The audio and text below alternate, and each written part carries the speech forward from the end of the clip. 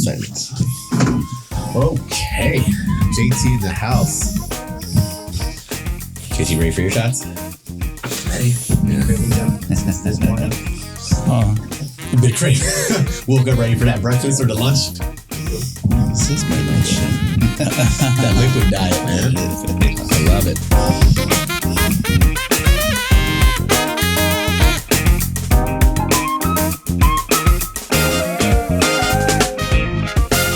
Rolling. Let's go. Awesome. Another Friday, another podcast. Let's do this. So, real talk. Yes, sir. Real talk. Per usual. We have a special guest today. Please introduce yourself. My name is Cesar Romero, tattoo artist. Let's go. Been tattooing my man Juan here for a few years. Yeah. And he invited me to do this.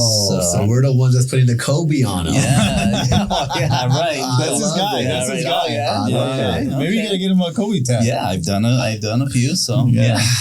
I don't know if I'd do Kobe. No? Yeah. After all that? Yeah. I mean, I would over Jordan. Oh, okay. For sure. Oh my God. I would Stop over it. Wow. I love this, man. So the tattoo artist, I mean, you're a walking billboard. This is amazing. So I have some of my own ink, I love it, dude. Yeah. I right out the gate, I noticed we have Einstein and Newton on him. Yeah, he does. Yeah. So are you a big fan of like that, like geniuses of the world? Like, you know what? I've always just admired people who have reached those kind of levels. And especially, again, for me, I think physicists are like the most creative people. oh my God, ever. yeah. Who's smarter, Einstein or Newton? I think that would be they're right up there. I think think about it, billions and billions of humans, right, in this earth, and they really stick out to be top 10. You know, They say Einstein's biggest blunder was that he thought it was a blunder. Do you know really? what I'm about? No, I didn't hear that. Yeah, when he was doing his calculations of I'm about to butcher all this shit. Maybe you fact check me. But so Einstein created this whole like formula for like gravity or some shit. And he was like, no, this can't be. Or the black holes and stuff he was doing. Yeah, he was doing like the math to it. He was like, no, this can't be right. This is wrong. Yeah, he's like, light can't go in and out or something. So he's like, this got to be wrong. Yeah. Just trying to find out that he was actually right the whole time. Yeah. Fascinating. And again, right, some of his stuff has been proven wrong, but that's one of the parts is, well, those are theories. to me, just to have, right, and that's why they are called theories. But also because only because they're called theories doesn't mean too that a huge percentage it could be true. It could be right. True, yeah. I just think they're smart people that something's over analytical about themselves. So they're just always doubting themselves, or double checking, triple checking. So that could be it. But I can almost see that. He's like, damn, did I just unlock some shit? I don't know. It's got to be wrong. I can almost see that, right? But I mean, just again, in terms of, that's what people don't think about, right? You think of physicists or something like that being like, oh, math. There are these math guys, they're nerds and stuff. But in reality, some of these theoretical physicists, the creativity they have to imagine a whole different type of way to see the universe. And ultimately, I guess that's what I respect. Being an artist, I respect that creativity. You got that creative mind for it, man. So it's like, how creative can you be? Well, these guys are creative to the point where, again, they're thinking of things that no one had ever thought about. Right? I mean, Einstein was a little weird. I mean, he married his cousin. Right? I think all of them are a little weird, honestly. Back then, it or was put it this way, Isaac back then. Newton. You know what Isaac Newton? One of the things he says that was his biggest achievement is that he died a virgin. Get the fuck out of here. That for him, for such a person who was so smart, right? This guy invented calculus, right? And that was an accomplishment. That was his accomplishment. Is that he if you can only see us now, the Rochette's bumping what they accomplished. Right?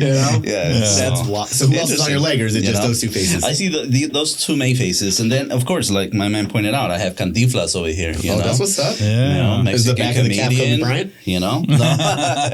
So it's kind of, it gives me like a little Mount Rushmore vibe a little bit. That's kind of, I think, is something that I love about portraits. I don't know what it is about portraits that I personally love myself. Now Juan can tell you a little bit because he's now got a couple of things like that. Can we give a little pose to the camera? I want people to see what I'm looking at. It's pretty cool. Yeah, these and we were just talking about them. Actually, he's gonna do some coloring and get them. Unfortunately, some of these are a little old, and I need to touch them up. And unfortunately, my guys, I mean, you can see everything on this, right? Like Einstein's wrinkles, the gray hairs from his wife, cousin. Like you get it all right there. You get it all right there. So let's just do this. Let's lock this in right now. So if I were to pay for the Kobe Bryant tattoo, are you down? Sure. Yeah. You're in? You're going to pay for the Kobe? I'll pay for it. You put Kobe on there. It's going to take multiple sessions. That's fine. Yeah. You'll do it? Can you handle pain? Sure. Okay, there you go. See? No, I'm not doing it. I'm talking about for you. Oh, I'm not doing it. You don't want the other greatest on there? No. Oh, man, and you know, that's what's cool thing. Some people do it just overall the arch of just like the best of the best. Some people get sleeves or something of just the best of the best in music or something. I actually want to do like a half sleeve right here on my right arm. Like a LeBron or something? A little bit. A little LeBron. Yeah, there you go. No, man, I want to do something like unique design, a little creative to your point, right? Yeah. And bring it to life. So. And that's ultimately for me my favorite thing to do, honestly. It's just taking people's ideas and making it happen. The challenge of putting it together. So I was talking about him yesterday. So I connected with him in 21 because a friend of mine had referred me to him. And I had this idea about redoing both my arms, right? Yeah. So I reached out to him. We connect. And I ended up doing a piece on my back first. Yeah. Because I ended up redoing every tattoo I had because they were old and they were not great. So I'm like, you know what? I told my wife, I'm not doing any new tattoos. I'm just redoing the ones I have in that space. But it's still costly. Which is true. It's still costly. But they're just bigger tattoos. But you know, he did get me with that one though, because he's like, he got me excited about these projects. Like, yeah, man, we're gonna do this Jordans and we're gonna do this Superman. I'm like, man, I'm in. Let's get it. And then the day that we're gonna do it, oh, can you fix my back? I was like, oh man, are we gonna get to it was an amazing job though. Are we gonna get while we're at it? While we're here. Yeah. So where's your shop? So we have two studios. My original studio was founded in Whiting, Indiana. Okay. And that's right outside of Chicago, right at the border of Northwest Indiana. Yeah. And 8 years ago, I opened our studio in Chicago. And we're on Milwaukee. Congratulations. Yeah, in the River West neighborhood. And it's something we always wanted to do. My cousin and I, who work together, most of our clients really came from, even though I live in Indiana, most of my clients were from Chicago. Oh, okay. So I always knew I was going to do something in Chicago. Yeah. He started 20 years ago. We were talking about this. Yeah, he was doing, house parties. House parties. And my start to tattooing was very different in the sense of like, I didn't have an apprenticeship. You know, that's the norm is you get an apprenticeship, you go in a shop, and that's how you start. For me, I was just introduced by a buddy of mine, friend of mine who we used to airbrush together back in the 90s.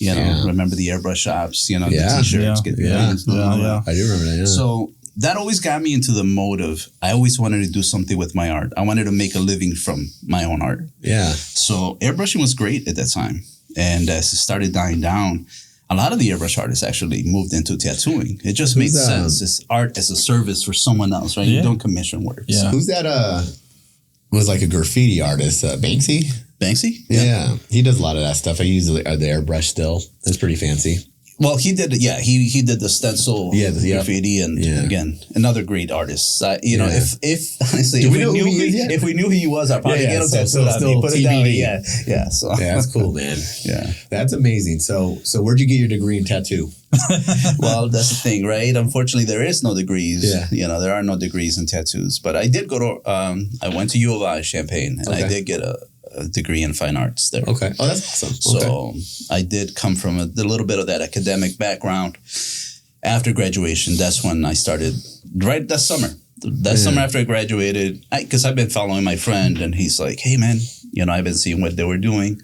I did a few tattoos before. Yeah. Just to get my feet wet a little bit. Going. That's amazing, man. Yeah.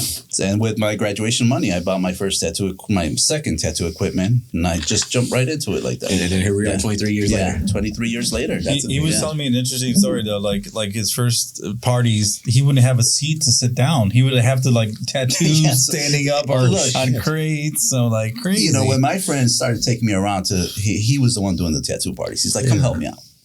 But of course, he had me go into some questionable neighborhoods, man. Yeah. And seriously, it's crazy that at the time people would say hey, come through. They wouldn't even have chairs for us.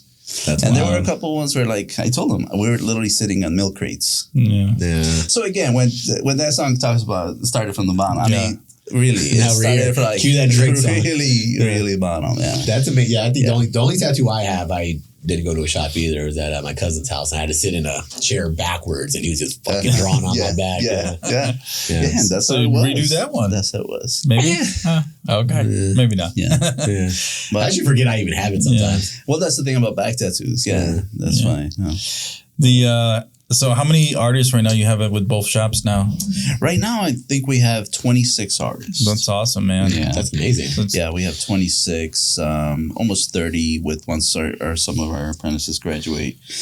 We've been fluctuating between those numbers, but we're definitely one of Chicago's, as far as if we put all shops combined, we're the largest shop. That's huge, man. Congrats. I mean, and the thing is, because we push a lot, it's just the camaraderie of just also, being together. Like this weekend, for example, I threw a challenge out at the shop a few weeks back, and I was like, let's do a self-portrait challenge. So we do art projects like that, so people can see that we're not just tattoo artists. You guys can but we're actually also do artists. it. We actually, period. That's right? really what we are, and that's what I tell my apprentices. You're here to be an artist. Tattooing is just a medium, right? But hopefully, you get more than just the tattooing part of it.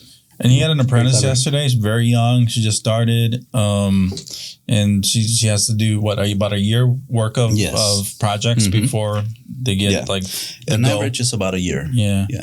But we get them going pretty quickly, and we've been lucky to get some really good people coming through the shop like that. Well, it sounds like you're doing good work, man. I mean, you're in 2 states. Yeah. That's amazing. What's your goal then for Lucky Cat? Yeah. For Lucky Cat, I think my ultimate goal would be, first of all, with this competitive environment, is just to remain and be still top, that people can see that we're a talented studio. Yeah. That we provide great service and hopefully expand some more. I would like to see a couple more Lucky Cats. Okay. Yeah, and I'll be probably coming to you by the end of the year. Hey, I tell people, look, sometimes it's when it hits you, you know? So it's addictive, right? And once you listen, especially when you start getting really good work. Yeah. If you find a good relationship with these tattoo artists, and they're doing the work that you want them, and not only the work that you want them, but they're excelling at the work that you expect. Yeah. Right? Nothing's better for me than when my client's like, man, I didn't think it was going to be this good. I didn't think it was going to look like this. Or people tell you it's amazing, because I get compliments on DMJ all the time. Yeah. Oh, man. That is good. I understand that, right? Because we talk about lead generating, but the medium is the actual mortgage product. So that makes perfect sense. Mm-hmm. Yeah. With it. And tattooing has changed, and we have to evolve. I think regardless in any business, right? We're talking about like all the paperwork that you were doing 20 years ago. Oh, yeah. Everything was just paper. Now it's just DocuSign, everything. So you have to evolve with all that stuff. And I've always been very open-minded in that sense to evolve. Now I've been seeing, I think I mentioned this to you, I saw the neon tattooing, where it's like it glows, or is that there's some neon. Well, glow in the dark. There is glow in the dark ink. So under UV. Glow in the dark ink under tattoos. UV. And actually we have a tattoo artist, Cheyenne, in our Chicago studio who incorporates it.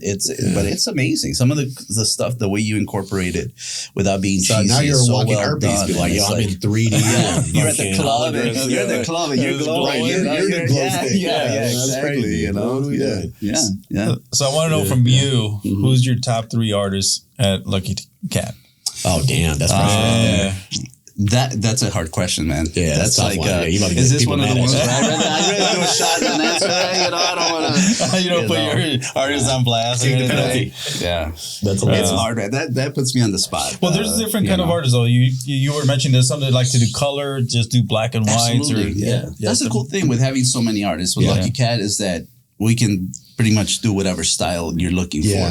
Whether you want the smallest tattoo to like sleeves and whole back pieces. I'm excited to create something with you now. Yeah. Now we gotta get in shape for this. It's a motivation. It's a process. Like you go in, you give him the idea, he's drawing it. He's like, "This is what you want." Yeah. I'm actually excited. Revisit the idea. We're gonna get JT tatted up too, man. Yeah. Why not? I see he already has some stuff. I'm sure. Yeah, Let's he go, likes man. the He likes the geometric. See, like JT has some of the geometric work, some of the simpler work, and stuff like that. Like what he's got too. That's you got to think of some of these pieces that it looks good now, and it's gonna look 30 years. It looks going to look good in 30 years. Well, what about the trends that fall off, like the tramp stamps, the barbed wire? Like, do you still get those requests? You know what?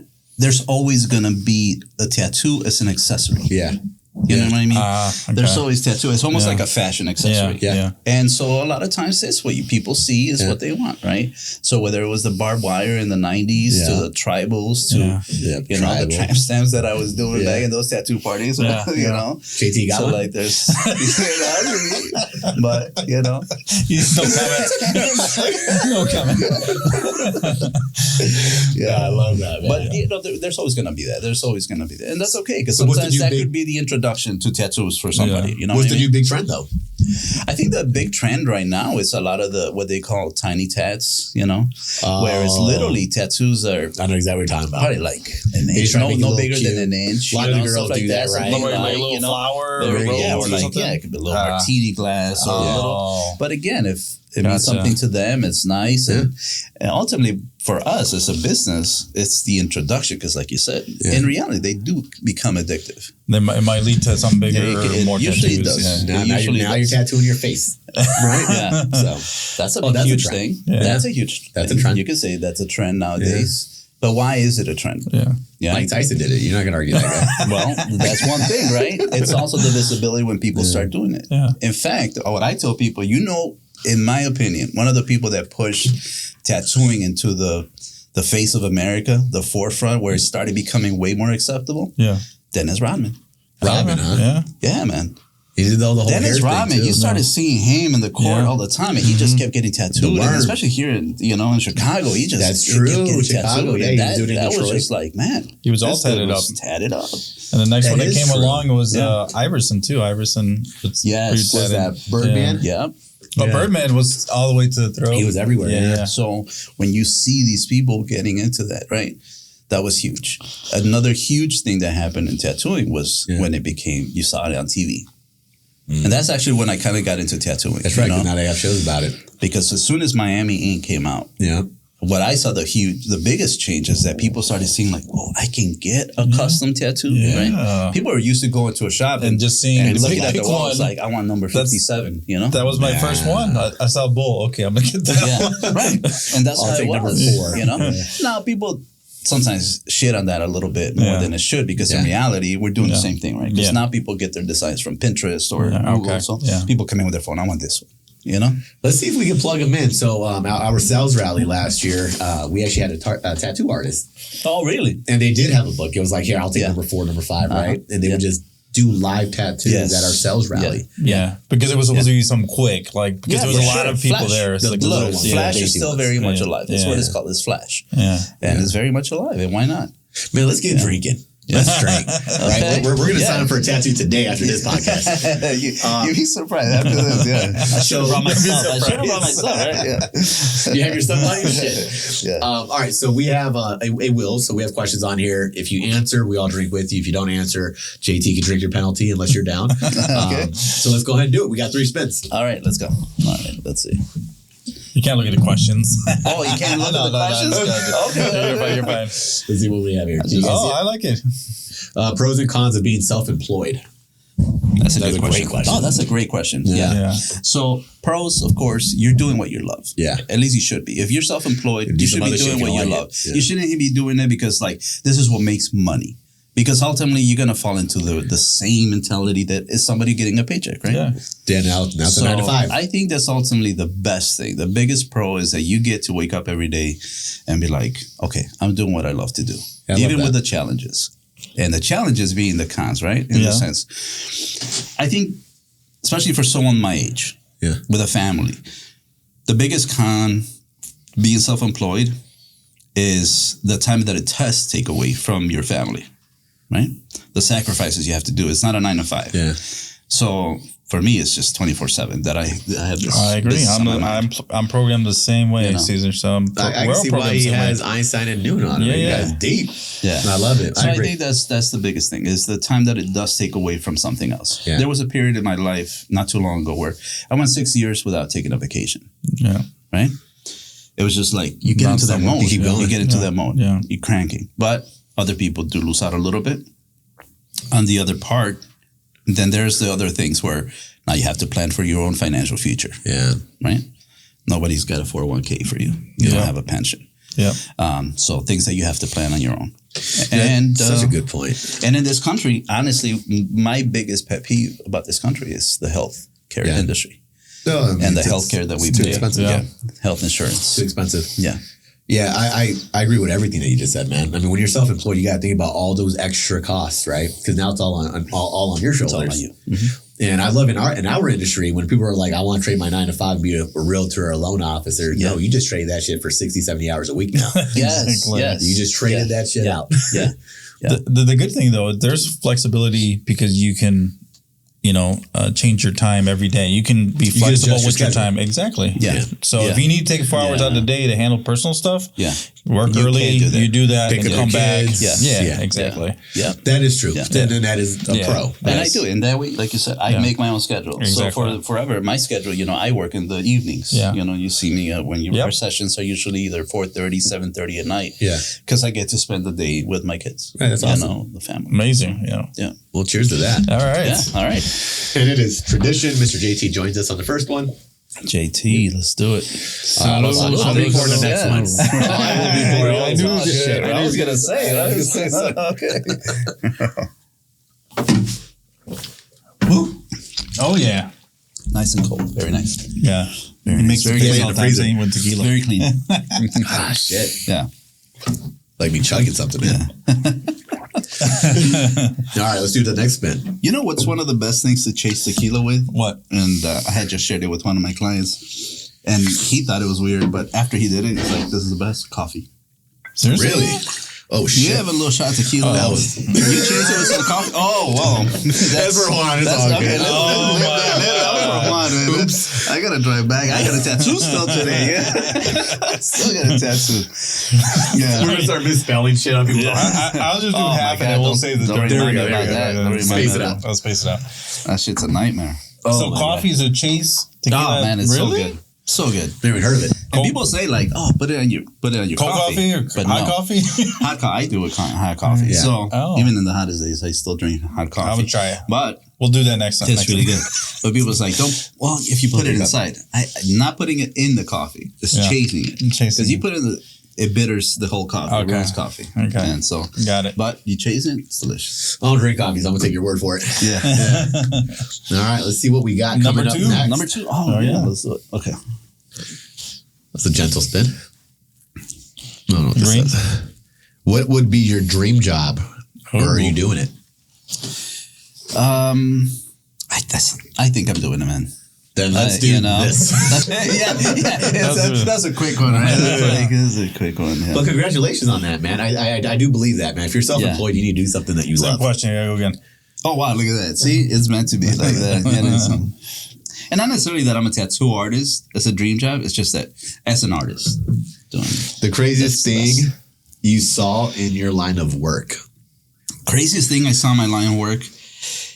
It's gotta be something crazy. And it had to be, it had to be with the parties. And because those days, it was wild, man. You invite these kids. At the time, I was in my mid-20s. You invite us to go over your house, and we're just there. Yeah. We don't know what to expect. Yeah. We would just tell people like, have 6 people at minimum will come to your house and tattoo. Yeah. So we're tattooing in these houses, and again, all over. I was all over, anywhere from Plainfield to down South Illinois it was just everywhere. And again, some of the shady neighborhoods, right? No bullshit. I was doing a tattoo party, and they put me in this room. It was about the size of this room, right? Okay. Maybe a little smaller. And as I'm tattooing, I remember one thing clearly. Before I started tattooing, that on the outlet, right, they had one of those like mice repellents, but with sound. Like, what are they? They're supposed to make a sound to repel. That you can't hear. You can repel rodents or something, Yeah. And I remember it was there, but then they took it off or whatever. So I'm tattooing in the middle of the tattoo. I'm tattooing this guy. I never forget this. And out of the corner of my eye, by the vent, sure enough, man. Fuck that. This fucking rat comes out. Oh. Party's over, rat. Party's over. A rat. Now, the guy I was tattooing is this big dude, big fucking guy. He gets up right away. Yeah. And he starts kicking it. This thing runs him by the door. He's slamming the door against it. And then it just goes out of the room, gets into it with everybody. And then the kid of the house, somebody decided it's a good idea to let the pit bull out. Oh God! It was. That's and it doesn't. It was insane, man. As soon as they. I closed the door and I just started packing my stuff, man. I was just gonna say, like, packing my stuff. I'm just like, no charge. I would have taken the booth and left. What is going on? Did you get paid? Honestly, after that, I didn't even care, man. I'm just like, I'm done, well, guys. See ya. What do you do when you see a mouse now? Like if you're at home, if you see like a mouse, are you handling it like a man? Yeah. Yeah, what are you gonna do? Yeah. All right. At least I grew up in the city. And we always had to go the garbage can, and there was a big tree there, but there was rats, and they were huge. They were this big. Yeah. And we would have to just kind of run by it and throw the garbage out. But we would see these rats, and I'm like, man, they're huge. So a little mouse ain't gonna do nothing. No big deal. Nah, when you see rats like that, just grab it by your hands. Just keep it as a pet. Ratatouille, help me cook. Ratatouille. Have you seen a city rat? Have you ever seen a city rat, bro? And I'll burn the city down. I don't want to see that shit. Bro, I like seeing a spider, bro. Yeah. I remember we saw a spider and like Maria's like, Doug. I'm like, Doug, what? Don't make me bring up that cicada story. Oh no, man, we were under attack with those cicadas last year. Yeah, it was. Yes, especially over here in these West neighborhoods. There was tons outside, and I was pretending I was holding one, and the girls were all freaked out. I was just running after the girls. It's crazy. Yeah, we were out in the balcony having a cigar, and like the cicadas are fucking everywhere. They're on the ashtray. They're on the cigar. I'm like, what is happening? Yeah, like, it is crazy. So my reactions were a little enthusiastic. We're like swinging at these fucking things. Maybe it's from your life, past life or something. Something happened. Yeah, I don't know, man. Yeah, I'm good. But that was one of the craziest things, man. That was a crazy day. What about in lending for you? Anything crazy story in lending? Yeah, I saw a live breakup. Right, like so when you pull credit, you do a consultation in person. Ooh, you're digging. Right, so when you tell them to bring their documents, you see the bank statements or you pull credit. And I tend to turn my monitor. Let's go through credit and see if these are all valid. Be like, hey, when the lady's like, that's not my Victoria's Secrets. Oh, so yeah, those are the tough ones. Yeah. Did you have to walk away from that? I just, it's gonna be just awkward. I mean, what's up with those rats and cicadas, right? Like, what do you do? Yeah. They're like, well, shit. Hope y'all figure that out. Yeah. Wow. Yeah. Crazy. Yeah. You try to help out scenarios with that sometimes. Not that I'm trying to like defend, whatever's going on behind the scenes, but sometimes like as the lender, you be like, well, maybe he got it for you. Right. It was that surprise gift, The next line item is, right? You just try to change the topic a little bit. Yeah. I actually did have a client tell me that in advance. Like the wife, she's like, hey, if you see these things, do not bring this up. Don't say nothing. Okay. Yeah, what are you going to do? Yeah. You got to follow instructions, man. I'll just slide the paper and you guys read everything and if everything is good, sign it and we're good. So it's like, okay. Yeah. Look, we're in the service industry and it is interesting, right? Yeah. It's crazy. It's tough. Yeah. It's like uncomfortable. Like you think about like our crew, right? Some of them are very young. It's like, damn, if they were to encounter that. Yeah. I don't know what they call us, I guess. But yeah. What's the craziest thing you've seen? Well, back in the day, I used to drive to all my appointments, like house appointments. That's how I started, just driving everywhere. And I remember going to Humboldt Park. Okay. For a client consultation, and as soon as I leave, man, there were like shootings. I'm like, what the hell? I'm trying to get in my car and drive away. I was like scared shitless. I'm like, I'm never gonna do appointments at a house ever again. I was like, so, because you're not used to that. You're just leaving for an appointment, and then you hear gunshots, and the guys are like a block away. I'm like, oh man, so it's kind of scary. Yeah, it's tough. It is tough. See, nobody talks about the dangers of real estate. It's like, what do you even do though, right? Because if you're at an appointment, you're either buying or you're refinancing. Imagine if that's a refi. Like, hey, we're gonna refinance this collateral. And I hear gunshots. Like shit. Yeah. So that was the craziest thing. Well, drink the Humboldt Park, man. It's much better now. It's much better. So Juan's gonna take half of that because I got crazy with my porn. Cheers. Real talk. Yeah, we're getting pretty real on this shit. Great name of your podcast. I was telling Juan. Yeah, I love that. Real talk. Yeah. You know what's crazy? One of our partners, we partner with a lot of real estate teams, and companies, Remax Loyalty. Yeah. They were going to launch their podcast. They called it Real Talk until they found out we already had it. So they're like, fuck you guys. Yeah. Thought of it first. So now what do they call it? What's poppin', right? What's poppin'? That's great. That's a great one. That's a good one. That's a good one. They got a little popcorn on it. It's like, what's poppin'? That's pretty cool. Yeah, they're good, guys. Yeah. That's awesome that you guys are doing this. This is another, adds something. It's fun. Yeah. It's fun, right? Everything that we do at our age right now, you got to enjoy it. Yeah. Right. Yeah. And it brings information to your clientele. 100% different potential clients and everything else. And I thought Cesar, like, hey, why don't you, we were talking about this yesterday, like he could do something where he's reviewing artwork or tattoos and he could say, hey, this is great. This content is what, creation is huge. Before and after. Exactly. And what I was telling Juan is I noticed, like I said, the people I listen to and stuff like that, as long as you're doing things that you're passionate about and you're speaking out of it with. And you got to do good, right? Yeah. Like, no, I love what you're saying. It shouldn't be about the money because money will come if you're good at what you do. Exactly. Yes, absolutely. So I think our message is just get good at what the fuck it is you're doing. Yes. And it's going to come. Well, be passionate about it because he's passionate about what he does. We're passionate about what we do. If you can't be passionate, then go fucking do something. JT's passionate about what he does. Absolutely. Right? I mean, look, he did some tramp stamps in his day. And but you can't fault him for that. You can't fault him. It was a trend. It was in the past. It was a trend. You're going to the beach, you're looking good. It's fine, right? He loved, You could redo that, right? Cesar, you could redo that for him. Redo something else. Can we get the image what of is what it the trend is that dolphin hopping over a crack? Is that what it is? It's a butterfly. It's a butterfly, right? It's a butterfly. Yeah. Hilarious. Good stuff, man. All right, let's do our last bit. Okay. Yeah. Let's see. See, I didn't want to knock it over. Yeah, we fixed this, Will. Yeah. What do we? What is that? Orange or yellow? It looks like orange. Look at that. Orange. You pick. Yellow or orange? Orange. Orange it is. All right. Yeah. Orange it is. Scariest thing that you've ever done. Oh. Scariest thing I've ever done. And if I could just pause, you can tell how close Juan and I are because I could read this shit. Yeah. Let me see that handwriting. He wrote that shit with his foot. Okay. Yeah. That is left foot. That's some doctor right here. All right. I'm so sorry. So what's the scariest thing? I think the scariest thing I've ever done is just, I guess, honestly, the scariest thing I've ever is just taking out a big ass loan to start this thing. Oh, okay. Yeah, talk us through that because sometimes you got to go in debt to make money, right? And that's what it is. I mean, can we ask how much the loan was? Can we ask how much? I did it twice. The first one wasn't as bad because the first one was just a smaller shop. That was a 10K loan. Okay. And I'll always be grateful to my father-in-law. My father-in-law was very supportive. 23 years ago. Big money. And it was 10K. And then the second loan was 50K. Okay.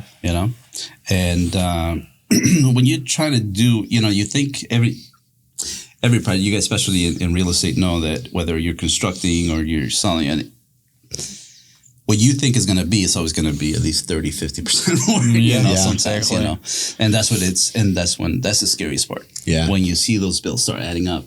And how do you hold on to your vision? Yeah. Right? How do you hold on to your vision and see your account just draining and draining and draining? And I get discouraged to be like, man, fuck it. But so you want to be self-employed. So you want, But the thing get is, a business, they said. It would be fun, they said. But the thing is, he took the leap of faith. You have to. He did it. Like, I'm gonna do this. I'm gonna try it, and if I fail, I fail. But this is my passion. This is what I want to do. Right? Yeah. You need to be able to fail. Not that you're trying to F up. No. But the fact that could happen, it's got to be accepted. You have to be accepted. It has to be accepted. You have that's part of the journey. I guess that's the thing, right? You think, what's the worst case scenario? Can I live with that worst case scenario? There it is. Yes. Yeah. Okay. What's holding me back? What else is holding me back? I love that. To look bad in front of people, whatever. Yeah. Forget that. I'm not give a fuck. It's more about, but how is this going to impact my family? Yes. How's this going to impact this? That's when it gets scary. That is when it's scary because you're like, all right, I can take this risk, but my risk is going to impact me. Most successful people have failed multiple times. Most successful people have failed. That's true. Multiple times before they get to that Henry level. Ford. Yeah. I mean, shit, Colonel Sanders, KFC, the chicken. Yeah. How old was he when he was? At 65. At 65. Exactly. 65. Yeah. Great Croc, same thing. All of it. They try everything. Croc was in his second half of his life when he took the McDonald's franchise. Yeah. Yeah. So you have to have that vision, that passion, and you have to take that risk. Yeah. And I did that when I got onto mortgages because I'm like, I don't know anything about this, but I'm going to try it. You went from realtor to loan officer. No, I was a part-time realtor, but I was doing more of the cell phone industry. So I was doing that's right. sales. So I was doing sales, but I didn't know anything about mortgages. I knew very little, I should say, but I tried it. Yeah. I wanted to. You got to try it. Yeah. If it works, it works. If it doesn't, do something else. So we took a leap of faith. Me and him, 23 years later, we're doing the same thing. We talked about 23 years. 23. 24 should be better. 23, right? Super 23, buddy. They're talking about that damn shit. Yeah. Kobe. Put in a Kobe. Super 23. Yeah. But no, man, even with DB Group, right? Like we bought our downtown St. Charles location, and you're talking about commercial. That was something that we weren't familiar with. Yeah. Commercial. I mean, those appraisal costs are way fucking different, right? You're paying for an appraisal $550 right now. That shit is different. Yeah. The down payment is different. So when you're dropping 6 figures just on a down payment, you're like, shit. Yes. This better work. Yes. Then we're launching different locations. We're going in different states. Yeah. Better work. Or if it doesn't, fuck it. We tried. Yeah. But did you try with all your effort? Right, exactly. And it's calculated, right? Yeah. It's calculated risk. It's not necessarily, I was scared and I just did it. No, I mean, you got to think about it. There's some thought involved. There's some thought involved, but that is still scary. And again, but we're doing it now. I mean, we're trying a unique broker open next week. Yeah. That could fall flat on our face. But we're going to try it. Yeah. Or it's going to fucking be a badass event. So, exactly. Yes. So we'll tell you. So we're doing a Great Gatsby themed event. Yeah, that's awesome. Yeah. And it's a downtown loft. It's beautiful, 3,000 square feet. Right? Oh, yeah. Over 3,000 square feet. And so we're going to encourage attire there, but it's 2 hours for realtors, broker open, people in the industry, real estate. And hopefully it should be fun. Yeah, it's awesome. I mean, you got the Netflix shows, $1 Million Listings, right? You got the LA market, the New York market, and they get these listings in the cities, and they do these spectacular events. Extravagant. So let's try it. Yeah. Why not? Fuck it. Why not? Let's do something different. Yeah. Why not? Think differently. And sometimes in different, the thing about thinking different is not necessarily that by thinking different doesn't always mean that it's thinking the right way. Right. But you gotta try new things. Exactly. Again, at least be open-minded, like the way you're open-minded. And sometimes you don't have to invent something new. You just have to reinvent what's already there. Look at the iPhone. That shit already worked, man. That shit already worked. Keep tweaking it, right? Yeah. You gotta make it better. Yeah. If there was no change, man, I love when historians talk about this. Like, you have to be able to adapt to change, because if not, we still be on fucking horses. Yeah. You got to think differently. And every industry is about change, and nobody's comfortable. That's like the worst thing is change. I just got comfortable doing this for a year, and I got to change. It's like that's like it's part of our DNA. Nature. It's our nature to be comfortable. It's our nature to be comfortable. They talk about AI, right? Taking your jobs. Oh yeah. But then they say the other side of it, the outlook, the think it differently part is, you're going to be left behind unless you learn how to use AI. Those that learn how to use AI, there's a whole industry that we haven't even explored yet. So it may take some basic admin shit, but there's a whole other industry that's now created. The thing with AI, I can speak on that in the way that I use it. Yeah. Because AI, right away, one of the biggest uses for AI that was more accepted, and not necessarily accepted, but used, was in art, right? Yeah. Art. Yeah. In AI, people use marketing, it, whether it's on their phone, it's just like, hey, let me make this cute avatar of myself using AR. Yep. It goes from there to now for someone like us in the tattoo industry, it's a good debate, because a lot of people really hate on it. Like, they fuck it. Like, anything is presented that way, right? They're worried like AI is going to take over everything. Yeah. Look, in New York, there's a shop called Bang Bang NYC. It's probably one of the top studios in the world. And they just recently acquired one of the first robots to do the tattoos. Yeah. What? So, I didn't know. That makes sense. So the accuracy, right? There's the sense of accuracy, right? And even though, when we speak to accuracy, humans are just as accurate. Yeah.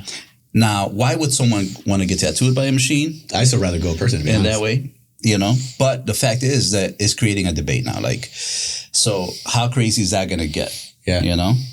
You got this new competition. Not only can AI create the art for you, sure. Now you got this robot that can actually put it on your body, right? I can argue the other side of that, though, right? Because if you tell AI, create this, whatever you tell it, well, if another person in another state says the same question, it's going to be the same shit. Yeah. But if I talk to you, it's going to be uniquely different. Absolutely. So you can argue this shit in different ways, but it's your perspective. Yeah. What's your viewpoint? I 100% agree, because a lot of people want that personal relationship, whether it's tattooing, mortgages, whatever. You want that personal feel. That's what I think. And honestly, there's some people that want like just the best thing, you know, whatever, the fastest thing or whatever. They're going to be those people for sure. Yeah. But there's people that want a relationship. Like, you're my guy. You're the person I trust. Exactly. For life. No matter what it is. Tattooing, mortgages, insurance. They're intimate things, right? They're intimate processes. Exactly. We're talking about, you need to trust the person. You know, I'm dealing with your skin, your blood, everything. Now, with you guys, I mean, you're dealing with one of the biggest investments I'm ever going to make. One of the biggest decisions of my life. Do I want just a cold robot to guide me through this? And that doesn't tend to work out well. Well, at least there's companies that's what I see. Like that. I want to name drop some. I really want to. And they want it to be right. It was like they want to do like just an operation of just like step 1, 2, 3. Come on, let's get it done, right? But we know that life's not like that. Life's not linear. It's not linear. It's so who's gonna help you through those windy parts, right? We're in the service industry, man. That's what it is. I love this shit. Yeah. I encourage more AI to come in here, bro. Yeah. Because they can't do what we do. Yeah. And now the only part though, it is on us. The onus is on us to learn about it. Yes. And not just to be like, man, fuck AI, and that's it. No. Right away. Man, I subscribe right now to, if I see a next AI, you know, so I go from Midjourney to Krea to whatever, you know, Adobe's doing now with Firefly. I'm going to be learning about it. I'm not just going to shut my eyes and be like, You got to be open-minded, man. Because how else are you going to progress? Yeah, exactly. Right? I'm not scared of it. Learn about it. That's one thing, right? Be like, okay, how can I use it to my advantage? Exactly. Let it compliment you. Yeah. Let it compliment you. That's the biggest thing. Let it compliment you. You can't be scared of it. Let it compliment you. Yeah. So straight to that. All right. I like that. Yes. You guys know about JT's tramp stamp? Butterfly dolphin. Hey JT, if you had to get a tattoo, what's going to be your next tattoo? So I was actually thinking about it 2 days ago. Yeah, what is it? I want to get a kite, a trompo, and canicas. All right, so for those that can't hear, sounds like we got to work together, man. That's my childhood right there. You kidding me? That's my childhood. So we need to do a podcast with our boy. Actually, let's get you on here. So what did he just say? He wants a tattoo next to his tramp stamp. What did he just say? So he wants a kite. What else? Yeah, he was a trompo, right? It's trompo and canicas. Let's go. So we got 3 tattoos coming up. Yeah. That's awesome. They'll merge it together. All right. So what else do we have coming up, man? Do you have any events, a big party, what rats, what anything? You know what? For us is hopefully no more rats anymore. But the biggest thing that we have coming is for me and Lucky Cat is how to figure out how to keep it growing. Yeah. So I'm in the plans of one of the biggest things too is pushing education in tattooing. Love it, man. So education in tattooing is a thing. It's also a thing that splits the industry a little bit. You know, you got the old heads, trying to protect the knowledge, you know, going against grain. But again, you know, it's something you're not going to stop it anymore. It's already been going. So why not again be a part of it? So for me, one of the biggest things is education. Yeah. You know, I started Lucky Cat 16 years ago. Love it.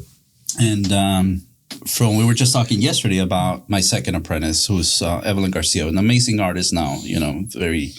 So Evelyn's your favorite? Great work. You know? Well, she's one of my favorites. She tattooed me actually. That's one of her tattoos. You know? Okay. That's one of my biggest joys. One of my biggest joys is getting tattooed by former apprentices. I love that. Because I used to think like, I'll get tattooed by this famous guy and this guy that I looked up to. Yeah. But I'm like, I know what it's gonna be like. I'm gonna sit there. I'm gonna give him thousands of my money, and it's like, bye, see you later. No relationship. So you're willing to give opportunity. So I'm like, why? Why not just I really want to hold on to ink that is personal. I love it. And so that part of education.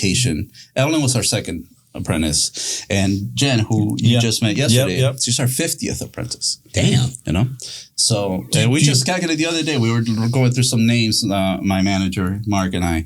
And from the 50 people, only 8 people don't tattoo for a living, you know, or didn't finish. Damn, that's good. So we have a good rate. That's a good percentage. And a lot of them are still with us. That's the biggest part. If they're not with us, they went on to open their own studios. They did their own. Now they're teaching other people too. So that line is kind of nice. Yeah, it's amazing. Nice. So for me is, how can I make education even better for tattooing? especially in such an area like Chicago, and the Midwest overall.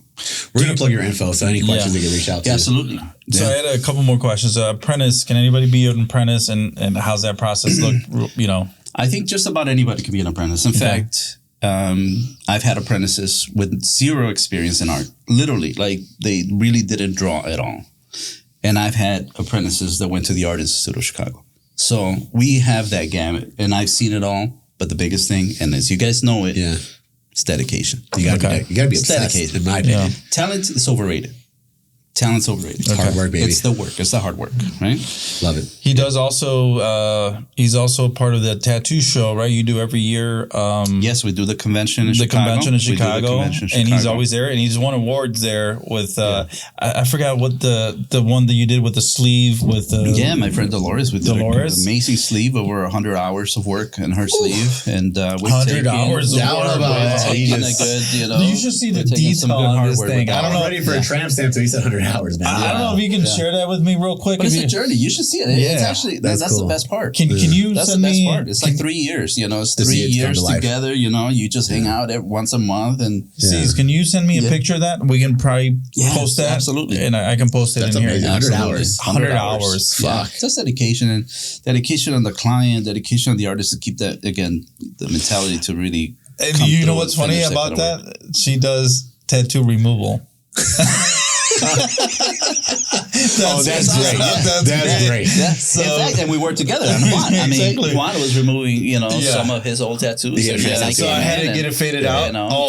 Is that shit painful, man? To remove? Oh my God. It was 20 minutes of pain. I was like, please. He wanted that tequila. That tequila would have been good before that. Do we have footage? Yeah. No, we don't have footage of that. That would have been good too. I'm like, you don't want footage. You're sweating. So after I did my first one and lightened it up, I'm like, I want you to redo this, but I'm not going to do anything to removal. I'm like, I'm done with that. That shit's painful. Yeah. I was holding on to it. I was like, please stop. Yeah. It was horrible. I already got a design in mind. I'm going to talk to you. Yeah, absolutely. Yeah, I'm telling you, I love working with those ideas, especially any concept. Again, it's working. Custom work is my favorite thing to do. Yeah. Well, I appreciate this conversation. Give us your address real quick. Thank you for inviting me. Give us your address for Indiana and Chicago. Absolutely, yeah. In Chicago, we are at 677 North Milwaukee. Okay. In the River West neighborhood. Beautiful areas. Great spot to go get some tattoos. And right there, we got a lot of stuff coming up there. I mean, we got now the casino going on over there. We're gonna have Universal right around these Bally's. We got it's a great neighborhood. We're lucky to be there. And then in Indiana, we're at 1858 North in Minneapolis. That's the OG spot. That's the OG spot. Yeah, that's what's up. It's a nice town. It's close to the downtown area, and that's where I work. So if you do want to work with me, you got to come to Indiana. But it's nice. Yeah, I'm telling you, you're right there. Right there by the Hoshi. Stop by. Get some. We'll make an event. Stop by the casino. I'll be talking about me personally, guys. Good stuff, man. Well, I appreciate it very much. Thank you so much. No, thank you guys. Thank you very much. It's a pleasure, man. JT, thank you so much, man. We'll have to talk. What do you have on the trend?